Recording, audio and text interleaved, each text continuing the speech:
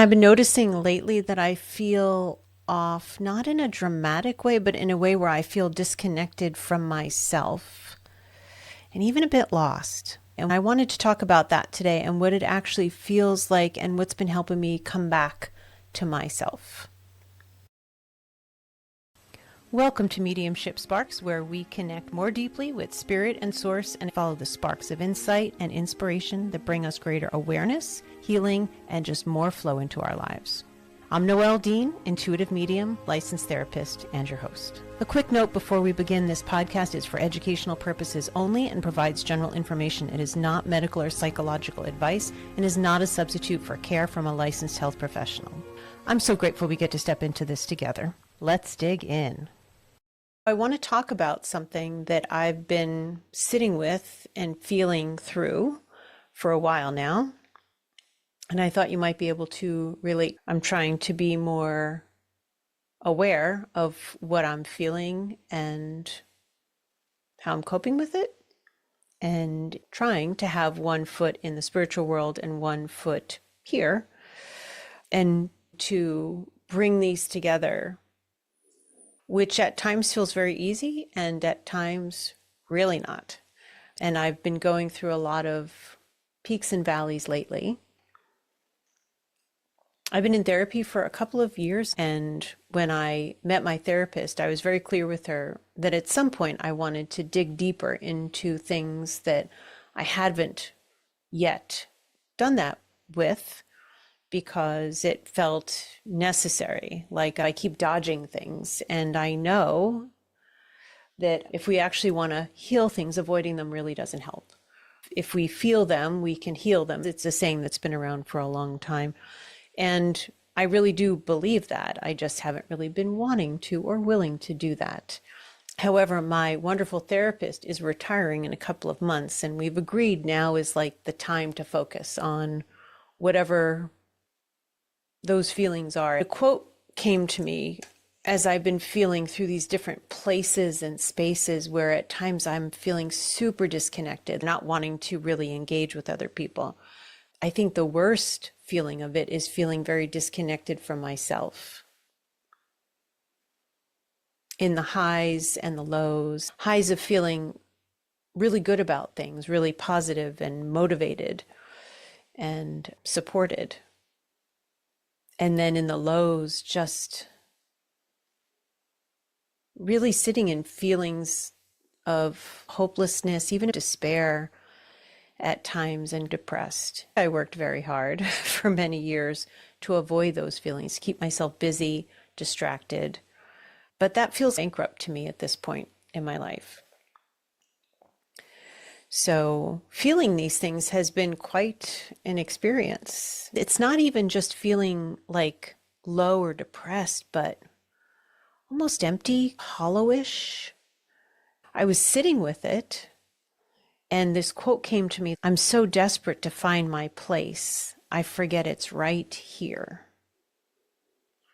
And as I say that, it doesn't quite capture it. I think what it really feels is like I'm so desperate to find my place, I forget I am right here.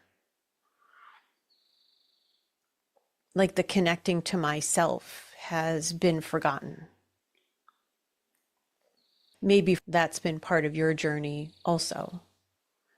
Connecting to people across the veil, connecting with people here. The alignment and integration of who we are, why we're here, what's important to us, how we live every day, what we focus on, what we don't, what we walk away from, what we keep, is all meant to be like aligned with all of us, like every part of us. I was feeling that way before I started recording. That's part of what prompted me to start recording. I was looking at what are the things that help me. I could say I'm in therapy doing the things that I'm doing, so that is creating this emotional roller coaster for me. However, I talk to and listen to enough people where I think this is like happening in different ways in general with other people. I wanted to share some of the tools that I've been shown and given So maybe that can help you too. The first thing that came to me today and why I started recording was I thought to ask the universe in general, what can help me right now? What do I need? We can think that question, but sometimes it's a bit revelatory to actually ask that question and be open to the response that we get. A voice came through that sounded very much like the voice in my head, but it said something that the voice in my head would not normally say. I was told to connect with angels and guides. Such a great reminder of something that truly helps me feel way more connected to myself. In a recent podcast episode, I was sharing about how I was connecting with Mama B, my friend Andrea's mom. I was connecting with her right before she passed, and I've connected with her quite a few times since she has. It's not been very long. Sometimes on my morning walk, which is another thing I'm trying to do more consistently to support my energy, especially as I'm going through this rough patch. Sometimes I just notice a presence, and then Mama B gives me a message to give to Andrea. And it's just so filled with love and beauty that it really lifts my energy as soon as we start connecting. Regardless of who I'm connecting with, somebody on my own spiritual team or a message for another person, that feels like it brings me back into alignment, because to a very deep level, I have a true passion and love of connection with those that are not walking on the earth. That's one of my things that helps. This is very important, to really ground while I go on these walks. I am also tasking myself and being more disciplined about grounding. So for me, that's seeing like a white beam of light on the inside of my physical or energy body, and then opening my chakras. Sometimes it just looks like little fireworks or different colored lights connecting with the different colors of the chakras, filling my whole energy body. It's a visual exercise I do with the intention of opening up. I do it while I'm walking. I'll listen to maybe some low music and really just focus on that until its completion. And then I feel a lot more connected to myself.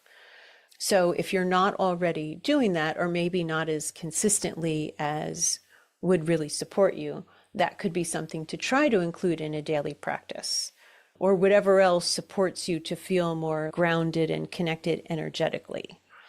I've also noticed that journaling has become a lot more important to me. So if you're having your own peaks and valleys, writing things out, or having a witness, a therapist is a great witness, a friend can be a great witness to these things that you're sitting with or grappling with. But even journaling, it may not sound that way because it's just you sitting there with a notebook or a journal and a pen, but writing things out, getting them out and reading them as you're writing them, even using more of a stream of consciousness to get things out. Sometimes you'll write things that you surprise yourself, like the clarity that can come out. Part of that could also be some inspired writing, like you're tapping in and somebody is bringing information in to you, through you, that's meant to support you and help with your healing process. That can be another really helpful tool. There are times I've written in my journal like 4 pages, and sometimes it's a couple of sentences. Depends on what's happening. I am doing it like at bedtime to try to capture my day and get it out on paper. Also taking journaling to a deeper level where it's not just about your day and what you did, but what's really going on under the surface. Yeah, I had everything I intended to do today. I pretty much did. However, I had this feeling of dread, or I had this feeling of heaviness, and sitting with maybe why. Coming back to being with the feelings, not trying to run away, not trying to distract from being with them. Now, I feel like I want to give a caveat that if it's too painful or re-traumatizing yourself, do what really is the right thing for you. I'm just putting ideas out there. I mean, we all know being out in nature can be great, whether it's the ocean or the trees, or just with your feet in the grass, or even just going for a walk and feeling the sunshine. being present and mindful of what is around you in your environment in the moment. Even like I'm hearing, as I'm talking to you, I'm hearing the hummingbird because I have a feeder right there.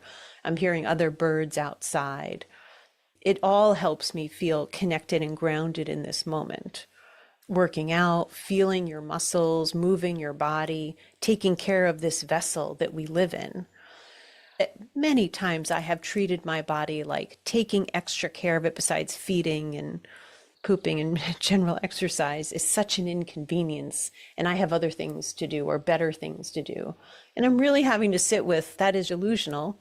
I am pushing 60 and I really need to, and I am learning, deeply learning to want to take care of my body because my body has its own energy and its own consciousness. For it to feel healthy and cared about, I need to treat it with love, more love than I was. That is also helping me feel more connected and integrated within myself. Setting better boundaries in all of my relationships, really all of them, has been a huge milestone to be less of a people pleaser and more concerned with what is right for me and not because I said I would or because I feel obligated. So before Mama B passed, I felt strongly that I wanted to go back to the East Coast and visit. I really wanted to spend some time with her. So I made up my mind I was going to go there maybe around May or June. But she's not in her body anymore. So that urgency isn't there. I've had to really sit with, oh, I said I would go, or I planned on going. And I really wanted to just genuinely choose what feels right now, because I could feel some dread about being away from home. And what a relief it was to actually sit with it and realize, I don't know that I really want to go. And I made a deal with myself that if I feel the enthusiasm for going at some point, then I'll go. Then I'll make my plans. And that felt so much better. Again, another way of connecting with what feels genuine to me now and not carry over from a few months ago and it really just doesn't apply anymore. You may not look at it like lost. You'll have your own version. That's how it feels to me. It's a familiar old feeling that I had at times, maybe not related to like my sense of purpose. I might have had a strong sense of purpose at other times also, but the sense of belonging or having my people or my sense of family or even relationships and friendships, I have felt untethered, dangling kind of thing. And a lot of that, now that I'm even saying it, feels like abandoning myself, like I'm not enough to feel satisfied to be connected to me. Let me reach out to other people or let me connect to other things, get back on my phone and scroll through social media because I don't want to just sit here and be with me. That's not good enough. You can probably relate to that part because we live in a time where distraction and noise is everywhere. And it's like a practice to try to bring peace to ourselves. And we need that as sensitives and empaths and intuitive people. There's a higher level of self-care that we owe ourselves in a good way, in a loving way when we can do it. And we can't always do it. You can't always muster that. And that's okay. It's a phase. Just like being really into it is also a phase, a great phase. We want to strengthen that part, feed that part, but we also want to learn to be more unconditional with ourselves. I'm the first to say, oh my God, what is wrong with me that I'm not blah, blah, blah-ing something. I am truly working on even just the noise in my head and to stop saying those things because, come on. What the hell? Whose voice is that really? And why do I keep repeating it? I don't deserve to be talked to that way. Neither do you. Again, coming back to ourselves. And what feels loving. The more we fill ourselves, the more sated we are with care and goodness, The more energy we have, the more love, compassion, patience we have with everything else in our lives. Think of driving when you feel crappy and everybody is just so freaking annoying and rude. When you're feeling good and centered within yourself and grounded, stuff happens. And then maybe we have a lot more compassion and empathy for somebody who did something stupid on the road. Wow, they must be really distracted. I hope they're okay. I think this is like the name of the game. This is a great thing to be up to for both of us. Wherever you're at in life, the more you feel connected to and worthwhile to yourself, everything's better. And I really want that for you. I want that for all of us. It's a really good place to be, even if it feels like a struggle at times. I want to give myself the love and grace that I deserve and that I would afford you and other people that I care about, because we need that. And I hope you have that for yourself. I'm so desperate to find my place. I forget I'm right here. Right now, I'm right here. I'm right here with you.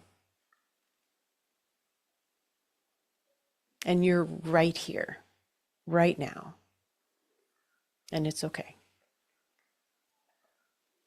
And when we need support, we reach out to our friends and our ancestors and our spiritual team, because they're always there for us, even when we feel alone. We're never really alone. It isn't always easy to remember that, but then we come back and get the support that we need. They want to give it to us. And when we actually listen and tune into it, I bet it's super satisfying for them. I hope this message touches your heart and that you find your way through the peaks and valleys of not making them wrong, but finding the good parts and learning along the way to treat yourself better and to be more aligned with who you really are deep down, and being more in the flow with yourself and those around you. Yeah. I'm here for it, and I know you are too. Thanks for spending this time with me on Mediumship Sparks. If this episode resonated with you, please like it, subscribe, rate, and share it with somebody else who could benefit.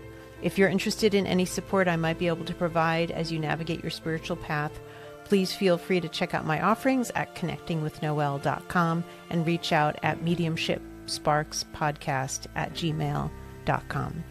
Take good care of yourself, and I'll look forward to being with you again soon.